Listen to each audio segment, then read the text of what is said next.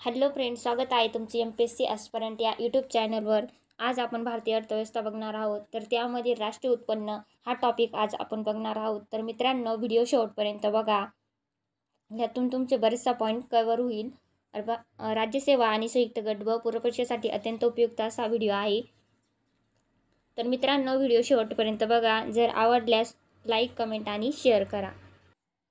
भारतीय अर्थव्यवस्था पहिल्यापासूनच कृषीधारित आहेत.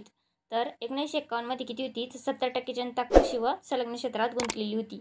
आणि आज हे प्रमाण किती कमी झाले असले तरी ते बरेच उच्च आहे. स्वातंत्र्यप्राप्तीनंतर भारताची मिश्र अर्थव्यवस्था स्वीकारून नियोजनाच्या मार्गाने जाण्याचा विचार केला. मात्र 1991च्या आर्थिक सुधारणापासून भारताच्या अर्थव्यवस्थेचा प्रवास नियोजित मिश्र अर्थव्यवस्थेकडून मुक्त अर्थव्यवस्थेकडे सुरू आहे. 1951 पासून आधी आपली भारतीय अर्थव्यवस्था कोणती होती? तर ती मिश्र अर्थव्यवस्था होती. पण आपण आता मिश्र अर्थव्यवस्थेकडून मुक्त अर्थव्यवस्थेकडे चाललो आहे. राष्ट्रीय उत्पन्न समजून घेण्यासाठी राष्ट्रीय आणि उत्पन्न या दोन्ही गोष्टी समजणे गरजेचे आहे. तर उत्पन्नातील राष्ट्रीयत्व. तर राष्ट्रीयत्व या शब्दाला भौगोलिक सीमाचे पाठबळ असते. पण उत्पन्न संबंधित राष्ट्रीयत्व असेल तर भौगोलिक मर्यादा शून्य ठरतात. पण जेव्हा राष्ट्रीय उत्पन्नाची संकल्पना येते तेव्हा संपूर्ण जगातील शक्य बाबींचा विचार केला जातो. उत्पन्नातील राष्ट्रीयत्व हे संपूर्ण जगभरातील भारतीय लोकांनी केलेल्या उत्पन्नाची मोजमापच असते. तर भारताचे आर्थिक क्षेत्र काय आहे? तर भारताचे भौगोलिक क्षेत्र प्लस भारताची परदेशातील दूतावास. तर उत्पन्न म्हणजे काय? तर उत्पन्न म्हणजे आपल्याला विविध स्रोतांमधून उत्पन्न मिळते. तर उदाहरणार्थ मजुरी, पगार, व्याज, उत्पन्न, इतरांकडून मिळालेल्या देणग्या इत्यादी. तर काही प्रकारचे उत्पन्न मिळवण्यासाठी आपल्याला काम करावे लागते. उदाहरणार्थ मजुरी किंवा पगार. तर इतर काही प्रकारचे उत्पन्न काम न करताही मिळते, म्हणजे उदाहरणार्थ देणग्या. तर यावरून राष्ट्रीय उत्पन्न मोजमापाच्या दृष्टीने उत्पन्नाचे 2 प्रकार केले जातात. घटक उत्पन्न व गैरघटक उत्पन्न हे 2 प्रकार पडतात राष्ट्रीय उत्पन्नाचे. तर राष्ट्रीय उत्पन्न मोजमापाचा पहिला प्रकार बघूया आपण, घटक उत्पन्न, फॅक्टर इन्कम. तर घटक म्हणजे काय? तर उत्पन्नाचे घटक होय. तर भूमी, श्रम, भांडवल व उद्योजकता हे 4 उत्पन्नाचे घटक मानले जातात. तर उत्पादन संस्था म्हणजे प्रोडक्शन युनिट या घटकाच्या सहाय्याने वस्तू व सेवांचे उत्पादन करतात व या घटकांच्या मालकांना त्याची किंमत द्यावी लागते. तर ही किंमत उत्पादन संस्थांसाठी घटक खर्च म्हणजे फॅक्टर कॉस्ट असते. तर घटकाच्या मालकांसाठी घटक उत्पन्न हे फॅक्टर इन्कम असते. तर उत्पन्नाच्या घटकाच्या मालकांना प्राप्त होणाऱ्या उत्पन्नाला घटक उत्पन्न असे म्हणतात.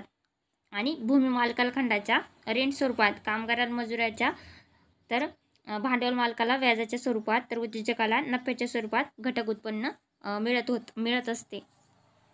दुसरा प्रकार गैरघटक उत्पन्न म्हणजे नॉन फॅक्टर इन्कम्स.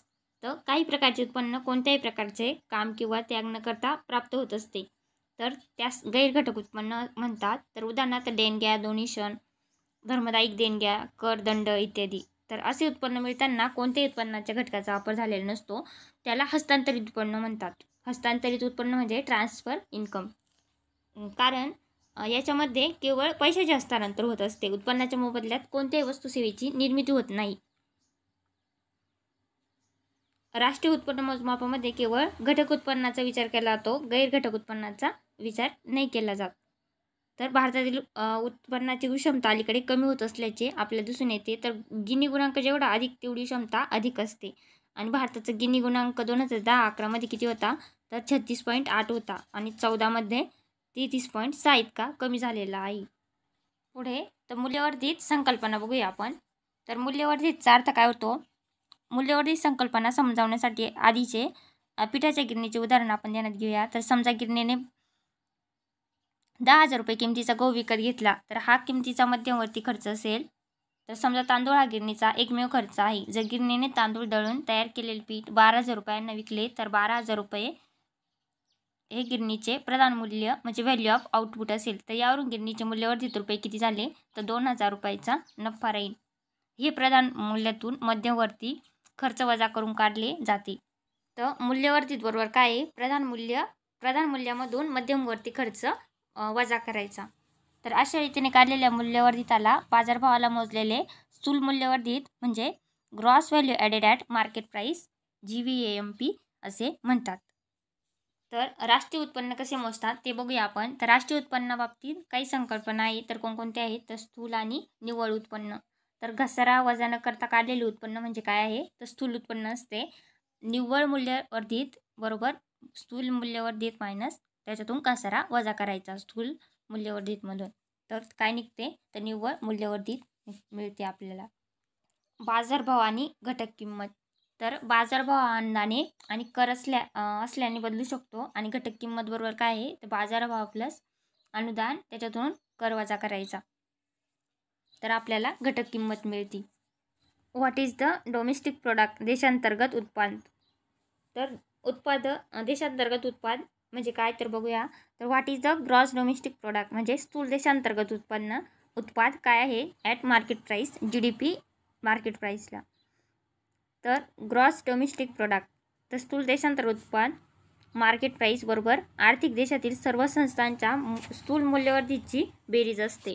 तर देशाच्या आर्थिक क्षेत्रातील सर्व उत्पादन संस्थांच्या एका वर्षातील बाजारभावाला मोजलेल्या स्थूल मूल्यवर्धितांच्या बेरजेला स्थूल देशांतर्गत उत्पादन असे म्हटले जाते. म्हणजे gross domestic product at market price, GDP MP असे म्हटले जाते.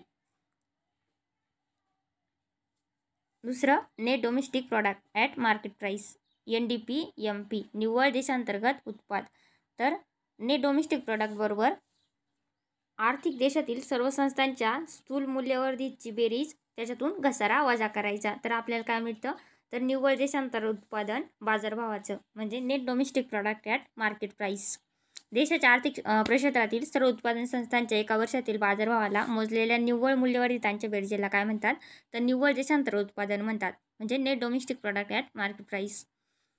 तर निव्वळ देशांतर्गत उत्पादन म्हणजे घटक किमतीला मोजलेले net domestic product at market price, NDP FC. आर्थिक देशातील सर्व संस्थांच्या स्थूल मूल्यवर्धितची बेरीज त्याच्यातून घसारा वजा करायचा. तर आपल्याला काय मिळतं? निव्वळ देशांतर्गत उत्पादन घटक किमतीला मोजलेले म्हणजे net domestic product at market price. What is the gross domestic product at factor price, GDP FP स्थूल देशांतर्गत उत्पादन घटक किमतीवर काय असतं? तर ते काय आहे? तर स्थूल देशांतर्गत उत्पादन घटक किमतीवर बरोबर स्थूल देशांतर्गत उत्पादन GDP मार्केट प्राईसला त्याच्यातून अप्रत्यक्ष कर वजा करायचा आणि अनुदान मिळवायचं. त्यानंतर what is the net domestic product at factor price, NDP FP तर निव्वळ देशांतर्गत उत्पादन घटक किमतीवर. तर निव्वळ देशांतर्गत उत्पादन घटक किमतीवर बरोबर निव्वळ देशांतर्गत उत्पादन GDP FC वजा अप्रत्यक्ष कर प्लस अनुदाने. तर अनुदाने याच्यामध्ये मिळवले जातात. तर स्थूल देशांतर्गत उत्पादन आणि निव्वळ देशांतर्गत उत्पादनामध्ये अप्रत्यक्ष कर प्लस अनुदाने, अप्रत्यक्ष कर वजा केला जातो आणि अनुदान मिळवलं जातं. तर देशांतर्गत उत्पादनामध्ये निवासी तसेच गैरनिवासी नागरिकांच्या उत्पन्नाचा विचार केला जातो. पण जर का देशाचे उत्पन्न मोजायचे असल्यास गैरनिवासी नागरिकांचे उत्पन्न त्याच्यातून वजा करावे लागते. तर राष्ट्रीय उत्पन्न नॅशनल इन्कम बघूया. तर स्थूल राष्ट्रीय उत्पादन बाजारभावाला gross national product at market price म्हणजे GNP मार्केट प्राईसला बघूया. तर स्थूल राष्ट्रीय उत्पादन बाजारभाव बरोबर स्थूल देशांतर्गत उत्पादन म्हणजे GDP मार्केट प्राईसमधून परदेशातून प्राप्त निव्वळ घटक उत्पन्न वजा करायचे. त्यानंतर निव्वळ राष्ट्रीय उत्पादन बाजारभावाला net national product at market price म्हणजे NNP मार्केट प्राईस. तर निव्वळ राष्ट्रीय उत्पादन मोजायचे असल्यास निव्वळ देशांतर्गत उत्पादनामधून परदेशातून प्राप्त निव्वळ घटक उत्पन्न वजा करावं लागतं. तर स्थूल राष्ट्रीय उत्पादन घटक किमतीवर gross national product at factor price NNP factor FP स्थूल राष्ट्रीय उत्पादन घटक किंमत बरोबर स्थूल देशांतर्गत उत्पादन GDP FP त्याच्यातून परदेशातून प्राप्त निव्वळ घटक उत्पन्न वजा करायचे. तर आपल्याला स्थूल राष्ट्रीय उत्पादन घटक किमतीला मिळते. राष्ट्रीय उत्पन्न बरोबर स्थूल देशांतर्गत उत्पादन बाजारभावाला त्याच्यातून घसारा वजा करायचा वजा कर प्लस अनुदाने मिळवायची आणि परदेशातून प्राप्त निव्वळ घटक उत्पन्न पण मिळवायचं. तर आपल्याला राष्ट्रीय उत्पन्न मिळतं. राष्ट्रीय उत्पन्न प्रकार मोजण्याचे किती प्रकार पडतात ते बघूया आपण. तर उत्पादन पद्धत किंवा मूल्यवर्धित पद्धत ही बघूया पहिल्यांदा. तर उत्पादन पद्धत ही मूल्यवर्धित व्हॅल्यू ॲडेड संकल्पनेवर आधारलेली आहे आणि उत्पादन पद्धतीने काढलेले राष्ट्रीय उत्पन्न हे बाजारभावाला मोजलेले असते. उदाहरणार्थ GDP market price, NDP market price, GNP market price आणि NNP मार्केट प्राईस. तर दुसरी उत्पन्न किंवा आय पद्धत पण म्हणतात त्याला, इन्कम मेथड. तर या पद्धतीमध्ये राष्ट्रीय उत्पन्न मोजमाप उत्पादनाच्या घटकांच्या मालकांना प्राप्त होणाऱ्या घटक उत्पन्नाच्या आधारावर केलेली जाते. तर वस्तू व सेवांच्या उत्पादन प्रक्रियेत उत्पादनाचे घटक म्हणजे भूमी, श्रम, भांडवल किंवा उद्योजकता वापरले गेल्याने त्यांच्या मालकांना घटक उत्पन्न, खंड, मजुरी, व्याज व नफा प्राप्त होत असतो. तर अशा सर्व घटक उत्पन्नाची बेरीज म्हणजेच काय असतं, तर घटक किमतींना काढलेले राष्ट्रीय उत्पन्न असते. तर उदाहरणार्थ काय म्हणता येईल, तर GDP, FC, NDP FC, GNP FC आणि NNP FC. तर उत्पाद व उत्पन्न यामधील फरक सांगता येईल. तर उत्पादे बाजारभावाला मोजले असते, तर उत्पन्न हे घटक किमतीला मोजलेले असते. खर्च पद्धत. तर राष्ट्रीय उत्पन्नाचे मोजमाप खर्च पद्धतीनं पण करता येते आणि त्यासाठी उत्पादन संस्था निर्माण केलेल्या अंतिम वस्तू व सेवा विकत घेण्यासाठी लोकांनी केलेल्या खर्चाचा विचार केला जातो. आणि स्थूल देशांतर्गत उत्पादन बरोबर काय आहे, तर खाजगी अंतिम उपभोग खर्च प्लस सरकारी अंतिम उपभोग खर्च प्लस स्थूल देशांतर्गत भांडवल निर्मिती प्लस निव्वळ निर्यात हे स्थूल देशांतर्गत उत्पादन काढण्याचं सूत्र आहे. तर लोक वस्तू व सेवांची खरेदी उपभोगासाठी आणि गुंतवणुकीसाठी करतात. तर खर्च पद्धतीने राष्ट्रीय उत्पन्न मोजण्यासाठी उपभोग खर्च आणि गुंतवणूक खर्च यांची बेरीज केली जाते. तर उपभोग खर्च खाजगी आणि सरकारी अशा 2 प्रकारचा असतो. गुंतवणूक खर्च देशातील आणि परदेशातील गुंतवणूक खर्च स्थूल देशांतर्गत भांडवल निर्मितीने, तर परदेशातील गुंतवणूक खर्च निव्वळ निर्यातीने म्हणजे निर्यात वजा आयात दर्शवला जातो. भारतात GDP कसा मोजतात, तर बघूया. तर 4 पद्धती भारतात वापरल्या जातात. तर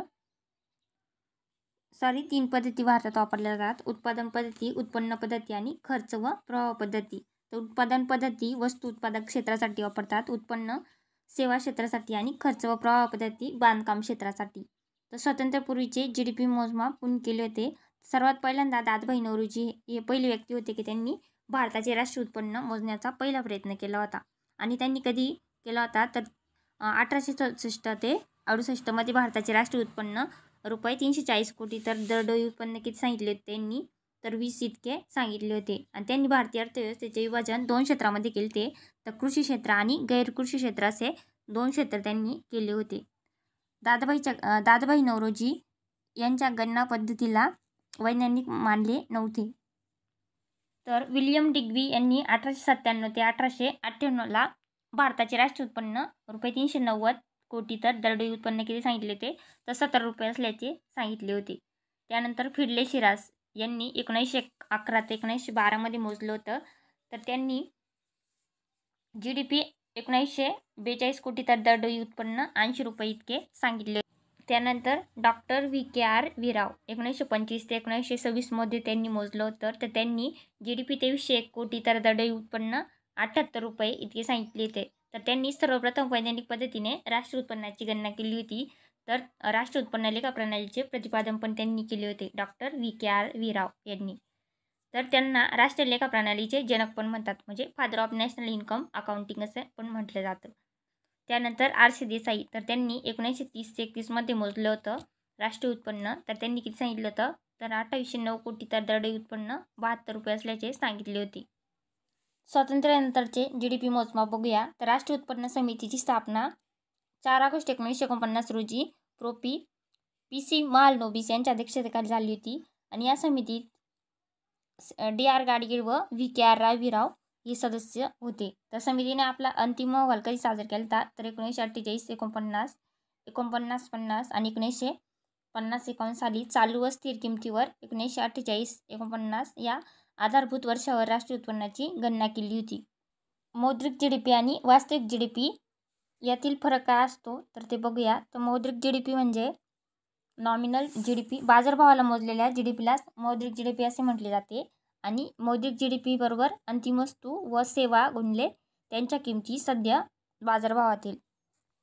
वास्तविक GDP रिअल GDP, तर वस्तूच्या घटक किमती म्हणजेच मूल किंमत. आणि उदाहरणार्थ समजा की एखादी वस्तू 2019 साली किंमत 20 रुपये होती आणि 2020 साली तीच वस्तू 30 रुपयाला विकली गेली, तर सध्या किमतीनुसार मौद्रिक GDP 30 असतो, तर वास्तविक व्यवहार मात्र फक्त 20 रुपयाचाच असतो.